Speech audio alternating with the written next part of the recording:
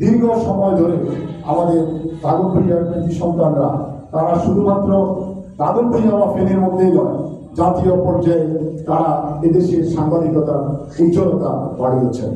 আমাদের প্রয়াত জহুর হোসেন চৌধুরী এদেশের একজন সেরা বুদ্ধিজীবী লেখকদের মধ্যে একজন ছিলেন। প্রয়াত ফেরদৌস আহমদ কুরেশি তাকে এখনো এই বাংলাদেশের গণমাধ্যম ব্যক্তিত্বরা তাকে গুরু বলে সম্বোধন করে।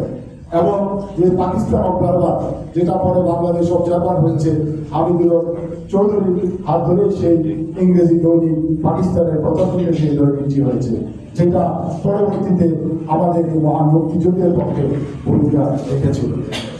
এবং দৈনিক জনপদ, এটাও একসময় জনপ্রিয় পত্রিকা ছিল, হায়দার চৌধুরী সাহেব এই পত্রিকাটি করেছেন। এবং এখনো জাতীয় পর্যায়ে আমাদের অনেক দাদন ভূঁইয়ার কৃতি সন্তানরা রয়েছে যারা ভালো ভূমিকা রাখছে। এমনকি বৃহত্তর নোয়াখালীর মধ্যে নিজস্ব জায়গায় একটি প্রেস ক্লাব ভবন গড়ে তোলা, এই কাজটাও দাদন ভূঁইয়ার সাংবাদিকরা করতে পেরেছেন।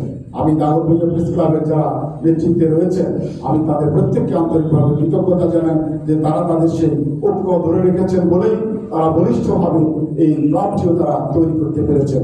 ভবিষ্যতে দাদন ভূঁইয়া প্রেস ক্লাব ঐক্যবদ্ধভাবে পথ চলবে। আমরা যারা দাদন ভূঁইয়া রয়েছি, এই দাদন ভূঁইয়ার মাঠ থেকে আমরা সাংবাদিকতা হাতে করে নিয়েছি। আমাদের কৃতজ্ঞতার কোনো শেষ নেই। দাদন ভূঁইয়া যাদের আমাদের যে সকল সহকর্মী বন্ধুরা ছিল, এখানে যে লাভলু ভাই সামনে বসে আছেন, সাহেব যিনি আছেন, এরা দাদন ভূঁইয়া প্রেস ক্লাবের প্রতিষ্ঠাতা। আমি তাদের প্রত্যেকের প্রতি শ্রদ্ধা জানাই। তাদের সঙ্গে হয়তো কাজ না করলে আজকে আমি সম্পাদক বা একজন সম্পাদকর্মী হিসাবে গড়ে ওঠা হয়তো আমার সম্ভব হতো না। এখনো যারা কাজ করছেন এখানে অনেক মেধাবী সাংবাদিক রয়েছেন দাদন ভূঁইয়া, আমি তাদের প্রত্যেকের আরো উজ্জ্বল ভবিষ্যৎ কামনা করি। আজকে এখানে যারা এই অনুষ্ঠানে এসেছেন তাদের প্রত্যেককে আন্তরিকভাবে ধন্যবাদ জানাই।